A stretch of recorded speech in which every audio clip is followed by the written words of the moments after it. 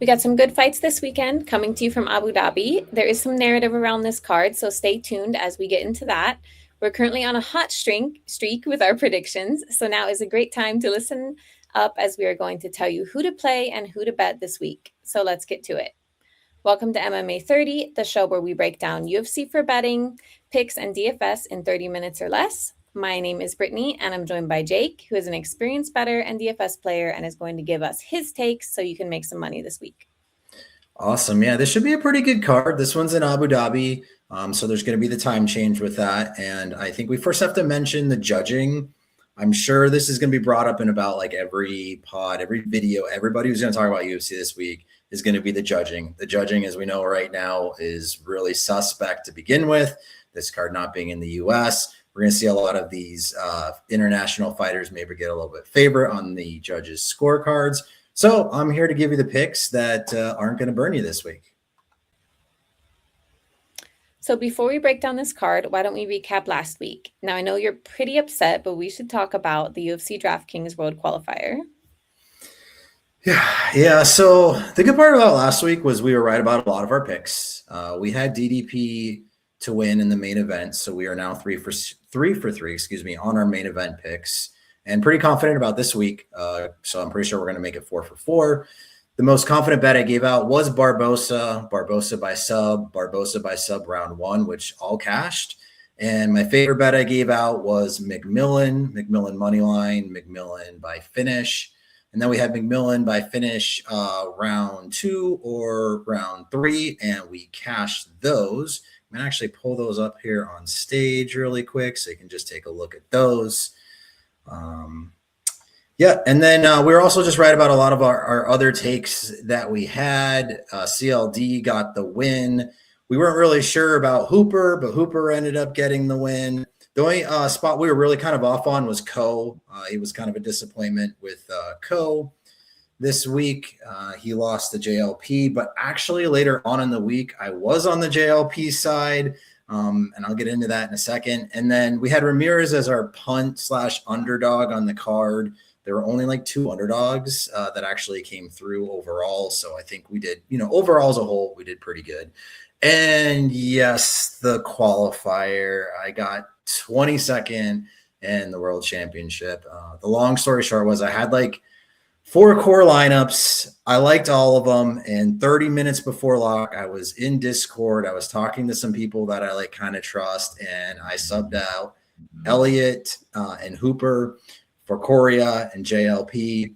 Now, both Coria and JLP did win, but they did not get good scores. Actually, Elliott's score was pretty crap, to be honest. So, unfortunately, because of that, I ended up getting 22nd out of 40. So, pretty shitty, not super happy with it. Any of those 4 core lineups I had would have made me through into the next round, which would have been freaking awesome.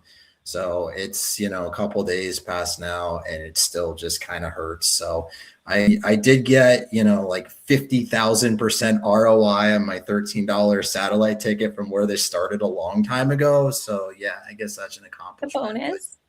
Yeah, I'm just still... It still just sucks. I'm still just bummed. Yeah, it does suck. I'm sorry you didn't make it to the live final. I can imagine like how bad that feels, as a fighter myself, and losing is horrible. But I know you're probably one of the top DFS UFC players out there. I mean, just the fact that if you would have trusted yourself, you would have made it, is just another thing that proves that. I mean, I still think 22nd in the contest proves that you know what you're doing, and it sucks not to advance either way, right? Yeah. But like you said, we were pretty spot on with our picks and predictions and bets. So that's a plus. And I think we need to carry on that momentum into this week. Yeah, definitely. And just, just trust your gut sometimes. My gut was right on this one. And it was such a big contest for me. I was like, well, I just want to see what everybody else has to say. And, just everybody else isn't the top 22 in the world. Exactly. Thanks. So yeah, but on to this week. You're pretty confident about some of the picks that we have coming up for this week. So this week it's Ankalaev taking on Guskov on short notice in Abu Dhabi. That's right. And just some background on this fight. I don't know if you know, Ankalaev was supposed to fight Roundtree, who pulled out of this fight not long ago. I think it was just a day or so ago. We are recording this on Monday night here on the East Coast. So in steps Guskov, who's already been training for an upcoming fight that he was supposed to have in a couple weeks, but it was a 3-round fight, not a 5-round fight. So that's going to make a difference in this fight. And I'm just going to keep this one quick. Ankalaev is 100% the better fighter here. Guskov is not a bad fighter, but he just doesn't have the same skill set. Again, moving up from 3 rounds to 5 rounds, technically a short notice fight. I know he's tough, but I'm very confident in Ankalaev. He's going to beat Guskov. That's going to be the official pick for the main event. I'm going to say by decision, but maybe possibly by round 4, round 5. We'll see how Gustav's cardio holds up throughout this fight. Yeah, I would like to see Ankalaev wrestle here and use his ground and pound and just take over the fight. He's got experience, he's got cardio. It's just a new opponent for him, but not a full change like Guskov.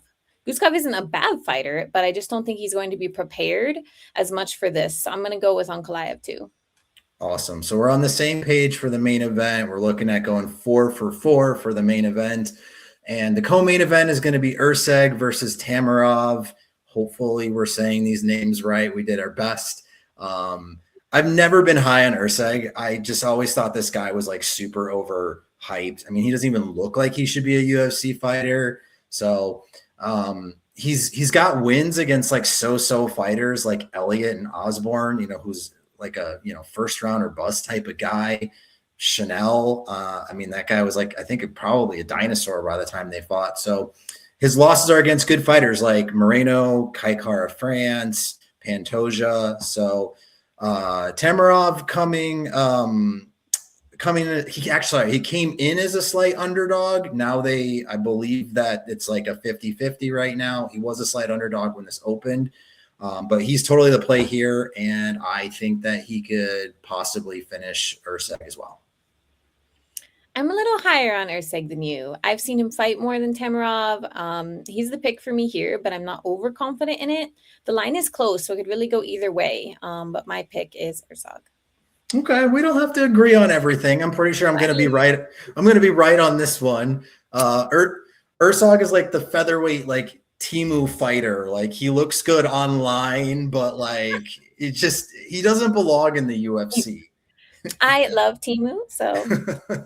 All right. Well, you're on team Temu, aka Erceg, for this week. I am not, though. I personally think that he's going to get finished by Tamarov. So the pick is going to be Tamarov, and we'll get into the bets and DFS plays here. All right, so let's get into some bets. I'm going to throw up the screenshot from last week just so everybody can see. This was like our violence parlay. So we gave you McMillan. We'd already talked about that. I already showed you that one. That one cashed. We just had some quarter units on it. So we just want to be basically transparent about our picks and our bets. So that's why I'm putting this up on screen to show you. We're not going to be right 100% of the time. I mean, that's just impossible in this business. Nobody is. If they tell you they're full of shit. When they tell you they're the best, they're probably actually not. So we're just very transparent. We do a lot of research when we make these bets and we make these picks. So I just wanted to, throw this one up on here so that everybody could see. I mean, it's really disappointing. Correa, I mean, like he was the biggest favorite for knockout and he just fought like ass. So he didn't get it. He also screwed up my DraftKings qualifiers. We've already talked about. We had the Bashy sub in this one. And that was kind of like our not very confident, most long shot pick that we had. But there was some opportunities in that fight that I think he might've been able to get the sub. So, I mean, we weren't very confident in him. He was going to get the sub, but there was a path to victory for him to get it. So that's why we put him in this violence parlay. Yeah. What are we going to do when we actually hit one of these crazy violence parlays? Because we've come really close a few times. Yeah, we've come close the last couple of weeks. I don't know. You're going to do like some free MMA training or something like that for one of our subs? I don't know if I can make that happen right now, being where I am currently. But maybe we can take some of the winnings and give it to a subscriber. So you want to take some of our hard work and money that we win and give it to a sub? No, I actually, you know what? I kind of like that We gotta idea. be thankful for our subscribers. Okay, yeah. I mean, we could do that. We're a relatively new channel, but you know, I don't mind doing that. So yeah, if one of these parlays hit, they're usually 8 to 5 picks. So I guess you'd say you'd have to be a sub. You'd have to have liked that episode and commented on that episode, and I'd be happy to give away 20% of what that parlay wins.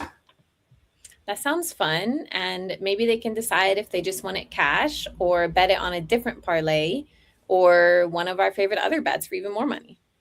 All right, now you're talking like a gambler. That sounds good.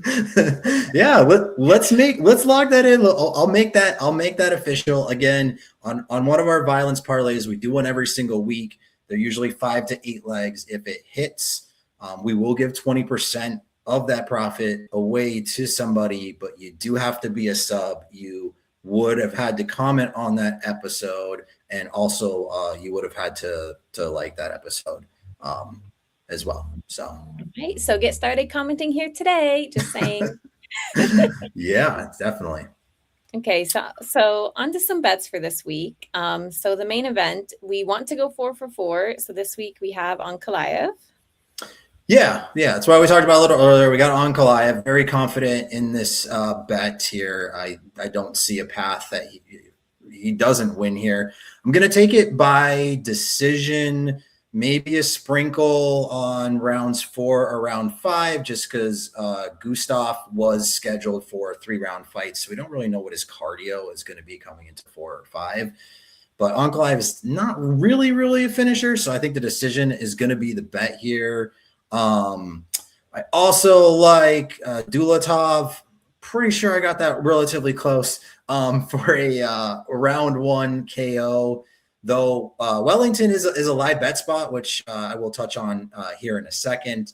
I would say another really confident bet that we're going to have is going to be Patterson by KO, and I like it by KO round 1. So are you going to put any money on underdogs this week? Little sprinkle on Rizbeki. That's my dog of the week. I know he's fighting. I can never say his name. Help me out. Mm-hmm. Oh, I'm not any better than you.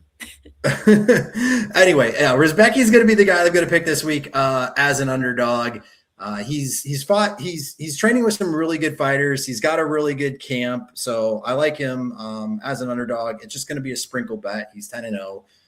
His competition so far hasn't really been amazing. But I got a gut feeling on this guy after watching a little bit of tape that I could find. So he's going to be the underdog play, the underdog bet for this week. And are there any live spots you think we should take? Yeah, so for live spots, again, we're going to look to see how Guskov is after round 3. I wouldn't mind putting a little bet on Ankalaev for round 4 or round 5, depending on how Guskov looks, if he's getting really tired.